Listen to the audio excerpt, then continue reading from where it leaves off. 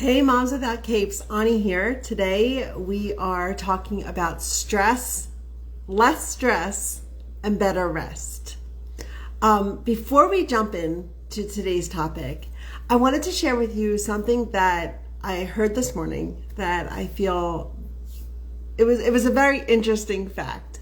And it just got me thinking as I prepare for the upcoming Stress Masterclass. I've been just researching and learning a lot about how stress is affecting moms specifically. But I also have been I always have a few different things going on at one time. And so I'm listening on audiobook, Essentialism. I can't even think of who wrote the book. I forget.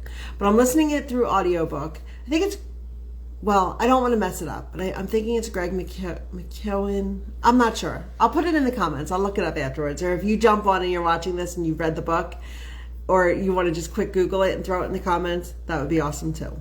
But anyway, so I'm reading this book, reading it through audio. And this morning, as I was driving my kids home dropping my kids off at school, on the way home, I was listening to the book. And he said something that was so interesting. So the word priority came to the English language, he said, around 1400, 1500, I forget the exact date. And it wasn't until 1900 that it was pluralized, right? Meaning that before that, priority was what is most important. It was singular, what is the single most important thing in your life? And then around the 1900s, it got pluralized, meaning that there could be more than one priority, so priorities. And with that, right, these days, we talk about organizing your priorities or sorting your priorities or getting your priorities straight, right? But it never was meant to be that way. We were meant to have one priority. And when we try to have too many different priorities, we end up giving we have to divide our energy and our time in order to focus on all of that. Instead of bringing it back in, having a single priority, and in that way, giving all of your effort and all of your energy to that one priority, or at least the majority of your efforts and energy to that priority, and making more progress. And so I just thought that was a really interesting fact, and thought I wanted to share that with you, because I know these days we are so stressed out trying to, take care of all of that we think is our priorities. And I want to challenge you to, instead of trying to focus on all of your priorities, instead decide on what is most important. And that can guide you. That can guide your schedule. If you have a priority and your schedule is focused on doing all of these other little things, then it's not aligning with that priority. And the priority is going to be based on, what do you value most? What's most important? And so I challenge you just to take a look and ask yourself, what are you going to prioritize today? What is your single priority for today? And work from there. Work from that place, instead of dividing your energy, dividing your time to all the little things. My husband, the other day, he's been listening to some audiobooks on the way he travels a lot for work. And so he's been listening to some audiobooks, and the jar analogy, it was funny because he had never heard of that. And it was something that was so basic to me that I'm finding that a lot, things that I feel like everybody knows this, that it may not be so. So the thing about the jar is, I forget how the story went. Some professor gets in the front of the class and he holds up a jar and he fills it with rocks, and he asks the class, "Is this jar full?" And the class, of course, says, "Yeah," because it's full of rocks. And says, and so then he puts sand in with the rocks, and he says, is this jar full? He pours like a thing of sand, and now it's rocks and like gravel or sand or whatever. Asks the class, is this jar full? And the class says, yeah. And then the professor gets a pitcher of water and pours the water into the jar. And of course, the water flows and fills in all of those gaps and spaces in between the gravel and the sand, or the sand and the big rocks. And then asks the class, is this jar full? And of course, the point is, we need to make sure that we are putting in our priorities first, like what is most important, and taking care of that first. And then we'll have space for all the little things, right? Like as represented by the sand and the water. But if you were to fill that jar with water first, of course, when you go to focus on like what's most important, you're not going to have any room because it's just going to overflow. And so we want to make sure that we're putting in our rocks first, that we're paying attention to our rocks. And of course, Moms Without Capes is all about making sure that you are one of those rocks. You are prioritizing yourself and making sure that you're taking care of yourself. Because you need to build that strong foundation in order to be able to take care of everything else, in order to be able to take care of your priorities. And I'm going to say it in the plural, right? I know, like, hey, we have it. It's been since the 1900s, so I'm able to, but I do want to challenge you to make sure that you are focusing on those bigger items and not filling your schedule or your day with all of those little things. And as moms, we tend to get caught up in putting out all the fires and making sure that we are taking care of everything and everyone. And a lot of times that's why you, at the end of the day, feel overwhelmed, like feel exhausted, feel like there's nothing that has been accomplished. So I just wanted to share that with you because I thought it was an interesting fact. All right, so let's get into it. And it does have to do with stress, because when you are stretched out too thin, that's when you feel more stress. So let me take a drink of my tea. I'm drinking tea today because my husband and I went to Vegas this past weekend, and my sister-in-law came and watched the kids. And when we came home, we had no coffee. And I'm like, I'm just going to switch to tea for a little bit. Why not? I read this book on the way home. I read another book on the way home, and it was all about like eating real food instead of like food like substances, which we find in the grocery stores mostly these days. And so I'm like, let me just, do some whole milk, some tea, and see if, I don't get those caffeine headaches and stuff. But anyway, it's been good. I found some good tea. All right, so before we begin, well, not even before we begin, this is the beginning of the stress. I want to share with you a bit about the cycle of stress and how the cycle of stress and sleep, and how they're both connected. So when you're feeling stress, right, like the pressure and the daily demands of like deadlines and just feeling like you have to be doing so much stuff, right? When you're feeling that stress, that leads you to feeling to experiencing worry and anxiety, having those anxious thoughts.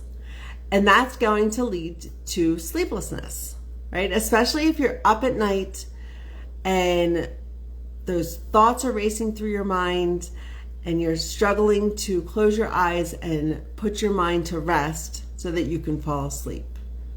So it leads to an inability to rest, which then leads to a lower ability to cope with the stress. Now you may have seen, it firsthand when you don't sleep at night, when you're struggling with like insomnia or laying there listening, or laying there with thoughts racing through your mind. The next day, you struggle to like concentrate, make decisions, basically just to function. And that's also, when you're still experiencing that same amount of stress, You may be more irritable, more grumpy, more just overall like fatigue and tired, and not able to cope with the stress of life. And then that, of course, leads to more stress, more experiences of stress, which will start the cycle all over. And so I want to make sure that you're aware of like that the cycle exists, and that our goal is to interrupt that cycle by increasing the resources, like increasing your ability to cope with stress, but then also decreasing the triggers, like the triggers to stress. And if you've been following me for a while, you know that it's not the situation itself that's creating the stress, it's how you perceive the situation, what your thoughts are about the situation, which are of course based on the beliefs you hold about yourself, others, and the world. And so we want to get at those thoughts that you're having that's creating that stress, right? It could be some unrealistic expectations that you're holding that cause that stress to increase, the experiences of stress to increase. Now, when you're experiencing stress, physiological and psychologically, your body goes into like the fight, flight, flee, or fawn. That's like the stress response, right? And when you're experiencing chronic stress, like when you're trapped in the cycle and there are things going on in your life, right? Like that stretched too thin, doing too much, that is when you enter into like you're experiencing chronic stress. And now your body will be releasing these hormones that are connected with like the stress response, and it never gets a chance to subside. Like those hormones never get a chance to subside. And so the hormones are released and released and released, and because your body can't keep up, you get a lot of those physiological symptoms that are related to stress. And such things as like, there have been diseases that are related to too much stress. The mood changes, the weight gain, or the inability to keep a healthy weight. Depression, anxiety, like mental health disorders. There have been a lot of diseases, disorders, and ailments that are directly related and indirectly related to experiencing chronic stress. And so that's why it's so important to be able to manage, reduce, and take control of the stress that you're experiencing. Your body can't relax, right? Which is why that cycle perpetuates. Because your body can't relax. It doesn't want to sleep. Evolutionary, like back when we were running from saber-toothed tigers and our body would release those stress hormones, it would be to keep us safe.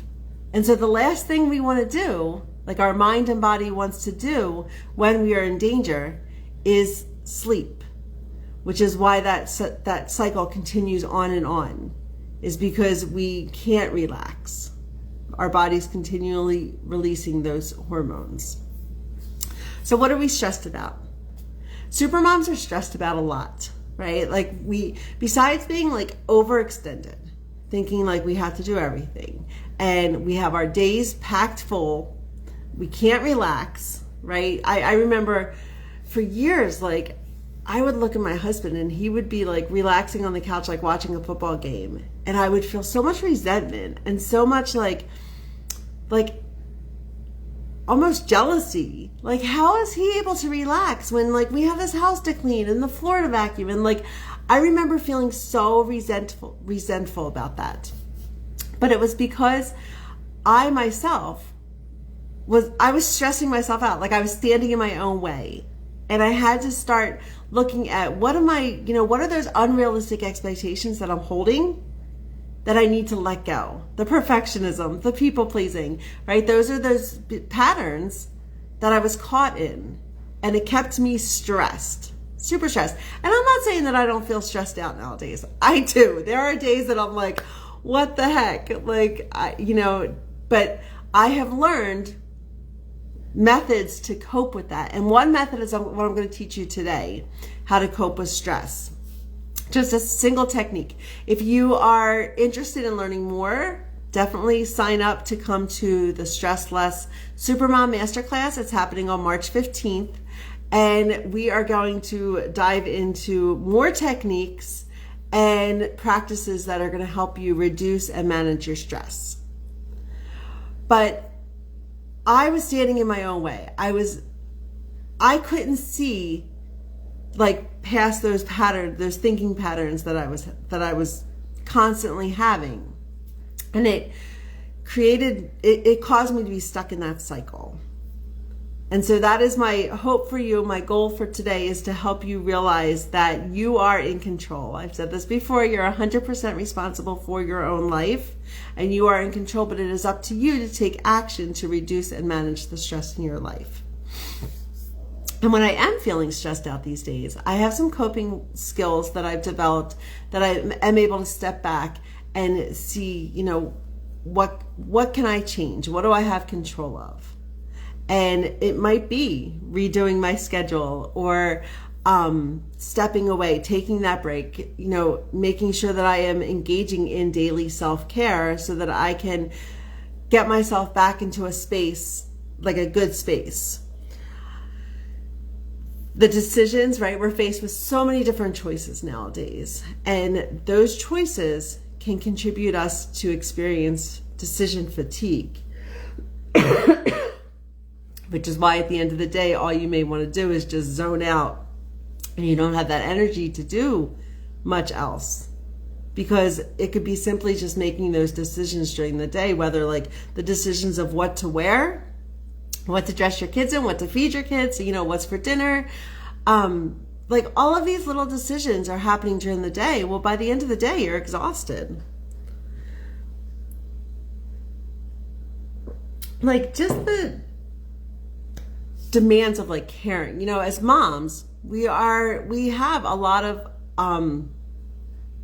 stressful situations that come to us that happen each day, just because we are, those demands of everyone depending on us. And so it's important to keep yourself in check and make sure that you are paying attention to yourself so that you don't get overwhelmed by those demands. And that's why a lot of moms lose themselves, because we're so busy, like we sacrifice ourselves for everyone else. And so it's important to get back on that road of discovering who you are and then falling in love with yourself, right? Taking the steps to treat yourself with more compassion and grace. Busyness and overworking, whether I'm not, I say overworking, but not like necessarily in a career or outside of just work, keeping up the household. And of course, if you are working outside, like all of this, it can trigger the stress hormones and impede on the amount of sleep that you get. Now, I'm going to teach you a technique today called rest, right? Which is, it's ironic, I guess, that, I guess it's not ironic. It makes sense. It makes sense that the technique that that you can use to combat stress or to counteract stress is the acronym REST. And so the R in rest stands for relax. And this means that you actually step back when you are starting to experience stress, like you feel those signs, you feel the irritability, the mood change, or even a potentially stressful event, something that has happened before that was a trigger for you. So you know that you're going to be facing this again. It could be like your kids fighting. For me, that's very stressful. Like I just want to just freak out and scream. But I know that that's not the best, that's not the answer for any of it, right? That's just gonna make things escalate even more. So if your kids are fighting, okay, so if that's stressful to you, because it definitely is for me, the first step would be to relax, to just pause and take a moment to just step back.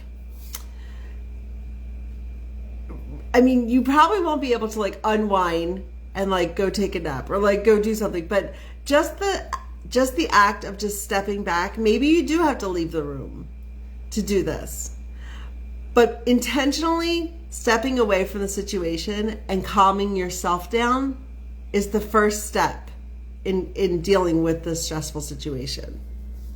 The next one is evaluate. And evaluate is where you ask yourself what's happening with yourself. Like what's happening physically, mentally, emotionally. What can you control? What can you control either about the situation or about your response to the situation? So once you've relaxed and paused and stepped back, then you're going to evaluate. I want you to check in with yourself. Like, what are you feeling? And we do not do this as often as we need to do. Simply putting a word to how you're feeling can be helpful. And we tend to gravitate towards just a handful of feeling words. You know, I'm frustrated, I'm angry, I am happy, sad, excited, like whatever that is, right? So I want you to extend your vocabulary. One way to do this is to simply Google a list of feeling words. You're going to get a list of words like you would in a creative writing class, and start getting familiar with more feeling words. So that way you can actually pinpoint the feeling that you are experiencing, that you're having when you step back and evaluate the situation. So once you evaluate that situation and you see like, okay, well, what am I feeling? What are my thoughts that are contributing to those feelings? What can I control? You know, what's out of my control? And the next step would be to set an intention. So you've got relax, evaluate, set an intention, the RES. Decide what the next step of action will be and focus on just that one thing. So there's likely different actions that you can take that will lead to different outcomes, or lead to different potential outcomes. So at this point, you want to set an intention. You want to, what will help you recenter or best communicate your needs? Taking this moment to actually reflect and evaluate and make sure that you are focusing only on one thing is going to ground you. And then finally, the T is to take action. Take action now that you have awareness. You can proceed mindfully with the next step. Use your awareness to put your intention in motion. So there you have it. You have the R, relax, E, evaluation, S, set an intention, and T, take action. When you are faced with a potentially stressful situation, these are the 4 steps, and they only take a minute. And for you to recenter yourself, check in with yourself, and then take action to de-escalate that stressful situation and to get yourself in the right frame of mind to be able to cope with it effectively. Now, it takes courage. Being able to rest, as we just talked about, takes courage, because it's so difficult to take that pause. We're so quick to react that in order to do things differently, in order to respond to those everyday pressures and to give ourselves permission to not react, but simply to respond, it takes courage, because it's something that we're not used to doing. It's something that's different than what we've normally been doing. It's challenging those beliefs that you hold or that have been deeply ingrained in you, to be able to feel something different, and to take action differently.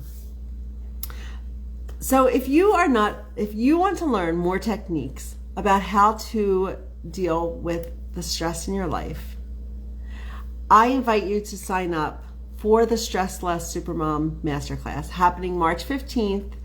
And it is a paid masterclass, so this time it's not free, but it will be so valuable, and it's specifically made for supermoms. So moms that are overextended, pulled in a gazillion different directions. I'm gonna help you reduce and manage your stressors. It's momswithoutcapes.com/stress-less. I'll put it in the comments. It'll also be in the show notes if you're listening to this through the podcast. But check it out. Let me know what you think. And I hope to see you on March 15th. All right, take care, everyone. Have a great weekend, and I will see you soon.